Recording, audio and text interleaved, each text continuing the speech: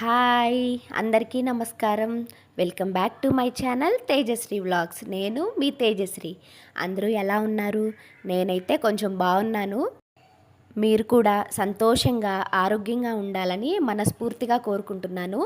నేనైతే గురువారం శుక్రవారం ఈ 2 రోజుల వ్లాగ్ని నేను మీకు ఈరోజు షేర్ చేయబోతున్నాను. గురువారం అయితే నేను చాలా తక్కువే షూట్ చేశాను.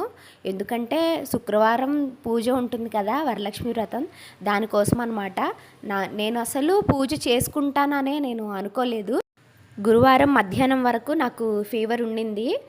తర్వాత కొంచెం తగ్గిపోయిందనమాట. కొంచెం ఓపిక వచ్చింది. అందుకని చెప్పి నేను నెక్స్ట్ డే చేసుకుందామని చెప్పి నేను అనుకొని గురువారం ఈవినింగ్ బయటికి వెళ్ళేసి అన్నీ పూజకి సంబంధించినవన్నీ పూలు, పండ్లు, మామిడాకులు, తోరణాలకు కావాలి కదా, అవన్నీ అయితే నేను గురువారం ఈవినింగ్ అంతా వెళ్ళి తెచ్చుకున్నాను. చాలా ఓపిక తక్కువగా ఉంది, కానీ వెళ్ళి అన్నీ తెచ్చుకున్నాను. మ్యాక్సిమం వీలైనంత వరకు చేద్దామనే ఆలోచనతోనే నేను డిసైడ్ అయ్యి అన్నీ తెచ్చుకొని ఫ్రైడే అయితే నేను పూజనైతే బాగానే చేసుకున్నాను. ఇక్కడ గుమ్మాడికి మామిడి తోరణాలు కట్టాలి కదా, నేను 1-2 పెట్టి చూయించాను శ్రితకి సూదితో గుచ్చడము. మిగతావన్నీ తను చేసింది. కానీ తను చేసేటప్పుడు నాకు చాలా భయం వేసింది. సగంలోనే నేను తీసేసుకున్నాను, తనకి ఎక్కడ గుచ్చుకుంటుందో అని చెప్పి. తర్వాత పాపం ఏడ్ చేసింది నేను తీసుకున్నానని. ఈ శుక్రవారం రోజు పూజ చేసుకున్నానంటే నాకు ఆ అమ్మవారే ఓపిక ఇచ్చిందని చెప్పాలి. పూజ కంప్లీట్ అవ్వడం కోసం అమ్మవారే నాకు కొంచెం ఫీవర్ తగ్గించి నాకు ఓపిక ఇచ్చిందనే చెప్పాలి. లేకపోతే అంత ఈజీగా నేను లేచేదాన్ని కాదు. నా వాయిస్ అయితే పూర్తిగా చేంజ్ అయిపోయింది, ఇంకా పూర్తిగా తగ్గలేదు.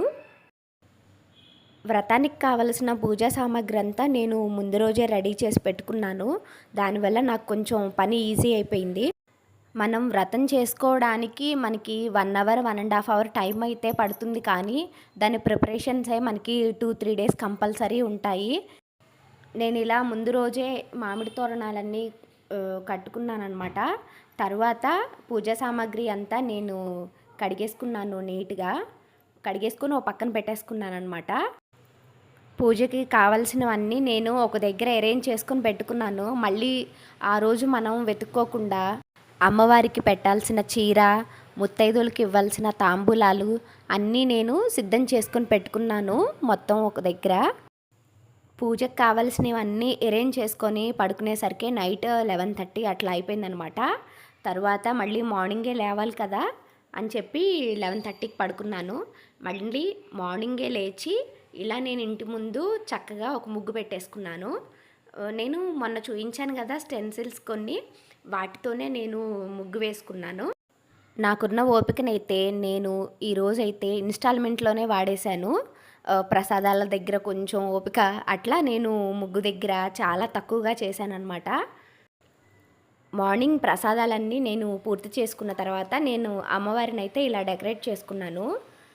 బంతిపూలని నేను అలా అలంకరించుకున్నాను అనమాట. పీఠం ఉంది కదా, ఆ పీఠం మీదే నేనే కలశాన్ని అమ్మవారి రూపుగా పెట్టేసి అలంకరించుకున్నాను. ఇలా అలంకరించుకోవడానికే మనకి చాలా టైం పడుతుంది.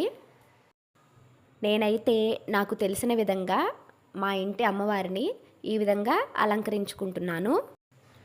మనం అలంకరించే కొద్దీ అమ్మవారి అందం అనేది ఇంకా ఇంకా పెరుగుతూ వస్తుంది.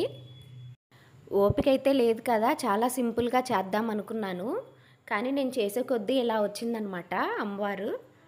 పోనీలే ఆవిడే నాతో చేయించుకోవాలి అనుకుందేమో అనుకొని నేను చేస్తూ ఉన్నాను. యాప్లో నేను మా పిల్లల్ని కూడా నేను రెడీ చేశాను.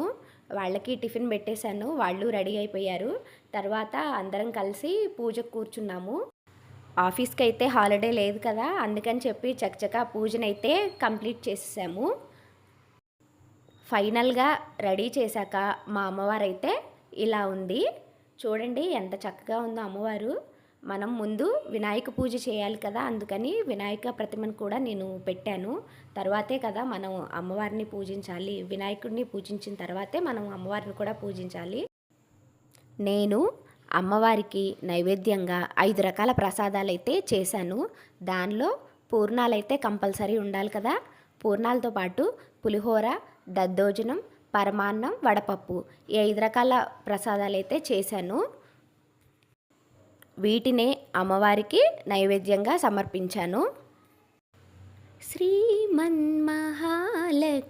చేరవచ్చింది, సౌభాగ్య శోభల వరము తెచ్చింది. ఇంతేనండి ఈరోజు నేను చేసుకున్న మా ఇంటి వరలక్ష్మి వ్రతం పూజ. నా పూజ కనుక మీకు నచ్చినట్లయితే తప్పకుండా లైక్ చేయండి, మా ఛానల్ని సబ్స్క్రైబ్ చేసుకోండి. మరో మంచి వీడియోతో మళ్ళీ కలుద్దాం. అమ్మవారి ఆశీస్సులు అందరికీ ఉండాలని కోరుకుంటూ బాయ్ బాయ్ అందరికీ.